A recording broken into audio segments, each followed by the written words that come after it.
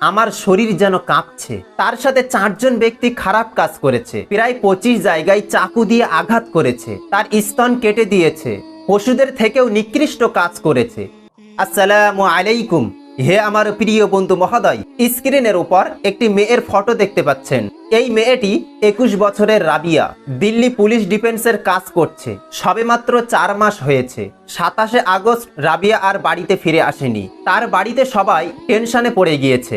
চিন্তায় চিন্তিত রাবিয়ার পরিবার। সমস্ত জায়গায়, এমনকি থানায় গিয়েছে, কালেক্টরের কাছে গিয়েছে, তবুও কোথাও খোঁজ মেলেনি রাবিয়ার। তখন কেউ তাকে সাহায্যের হাত বাড়িয়ে দেয়নি। তারপরে জানা গেল রাবিয়াকে হত্যা করা হয়েছে, খুবই অত্যাচার করা হয়েছে, খুবই জুলুম করা হয়েছে তার উপর। তারপর তাকে হত্যা করা হয়েছে।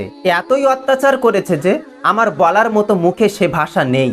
আমার শরীর যেন কাঁপছে। তার সাথে 4 জন ব্যক্তি খারাপ কাজ করেছে। প্রায় 25 জায়গায় চাকু দিয়ে আঘাত করেছে, তার স্তন কেটে দিয়েছে, পশুদের থেকেও নিকৃষ্ট কাজ করেছে, পশুদের থেকেও সীমা অতিক্রম করে ফেলেছে।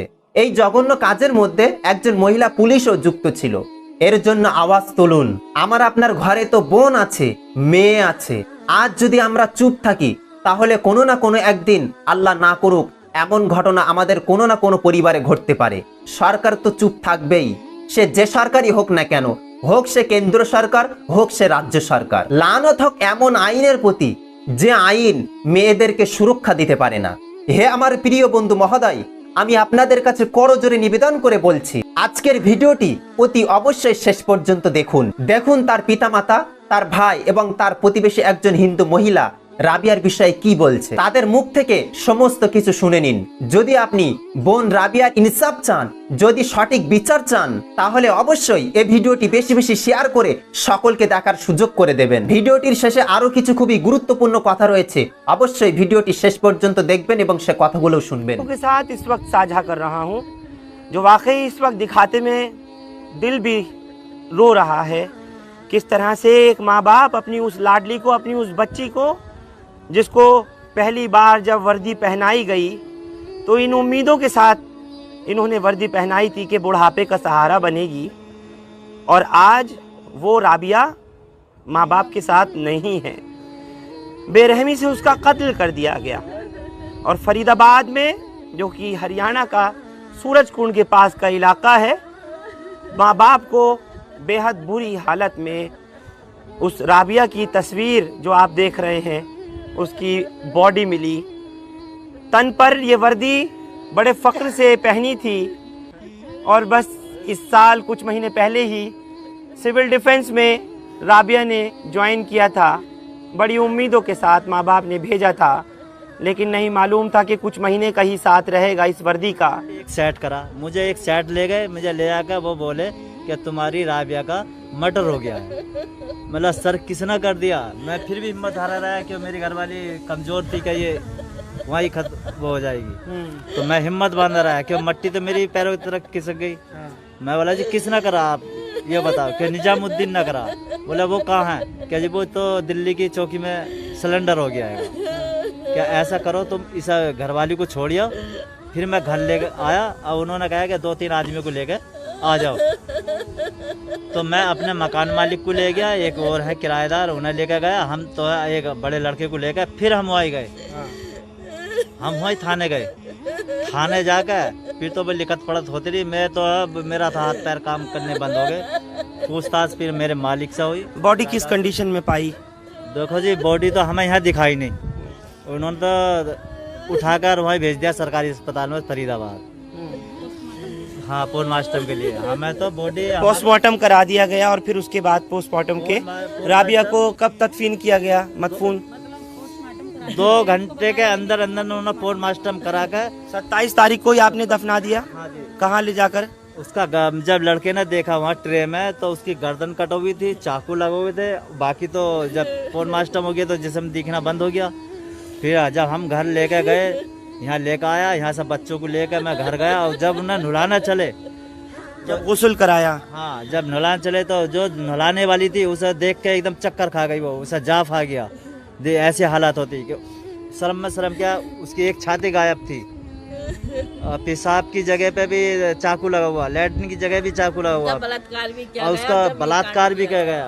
पेट में पीछे से गोश्त ऐसा निकाला गया जैसा उसको खाया गया है। इतना गोश्त नहीं था, चाकू हाथों जब में थे चाकू ना लगे तो हुए इतना थे। इतना गोश्त नहीं था। जो चाकू देख रहा था उसे चाप आ रही थी तो वो नहाना भी बंद कर दिया था।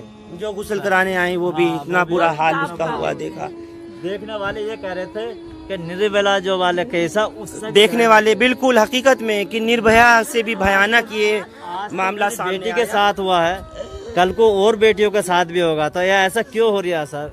तो लड़की के माँ बाप हैं, इनके पड़ोस में रहने वाली एक पड़ोसी हैं आंटी, उनसे भी बात करना चाहता हूँ। क्या नाम है आपका? मेरा नाम शिवानी चौहान है और मैं इन बच्चों को बहुत टाइम से जानती हूँ, राबिया वगैरह। राबिया को और इनके मतलब चारों बच्चों को छोटेपन से देखा हुआ है।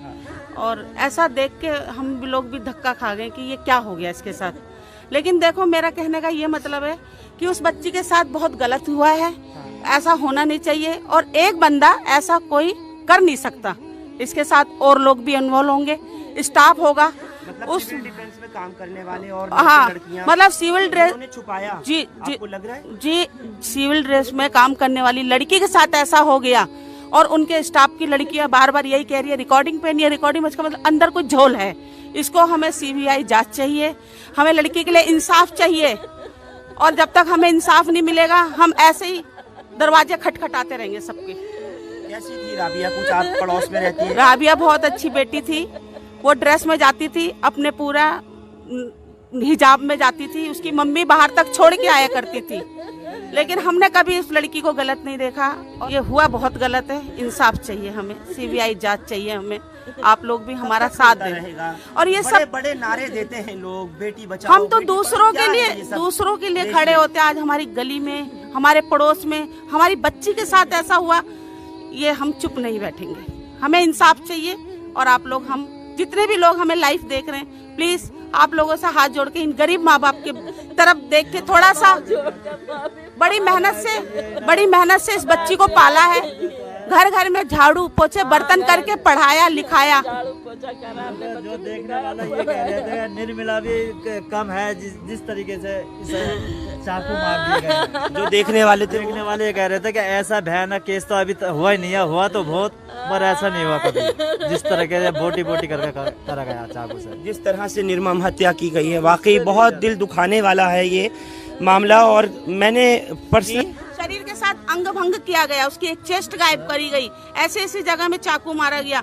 अरे बदला ही लेना था, लड़ाई ही करनी थी, कोई रंजिश उठानी थी तो उसको ड्यूटी से हटवा देते, नौकरी से छुड़वा देते, जान से क्यों ले लिया उसको? उसको इंसाफ दिलाओ, सबसे हाथ जोड़ के रिक्वेस्ट है कि उसका साथ दो सब लोग। अभी ज्यादा दिन की बच्ची नहीं है, 20-21 साल की बच्ची है बस वो।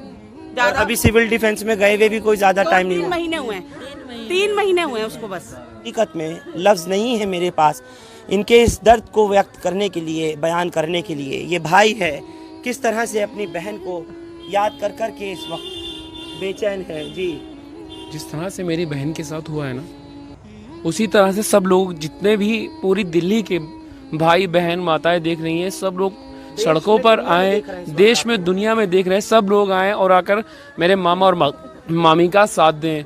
और दूसरी बात, केजरीवाल सरकार तो बहुत बड़े वादे करती है, उन्हीं की राज्य सरकार की ये नौकरी है। बड़े अरमानों से उसको सिविल डिफेंस में बड़े अरमानों से उसने नौकरी ज्वाइन की और ज्वाइन के बाद आज उसके साथ ऐसा हो जाता है। शायद ही देश में ऐसा मर्डर ना हुआ हो जिस तरह का राबिया के साथ हुआ है। केजरीवाल सरकार से भी मेरा अनुरोध है और मैं यही कहूँगा कि हमारी बहन को इंसाफ मिलना चाहिए, मामा को इंसाफ मिलना चाहिए, मामी को इंसाफ मिलना चाहिए और दरिंदों को इस तरह की सजा मिलनी चाहिए ताकि आगे किसी भी बहन बेटी के साथ ऐसा ना हो।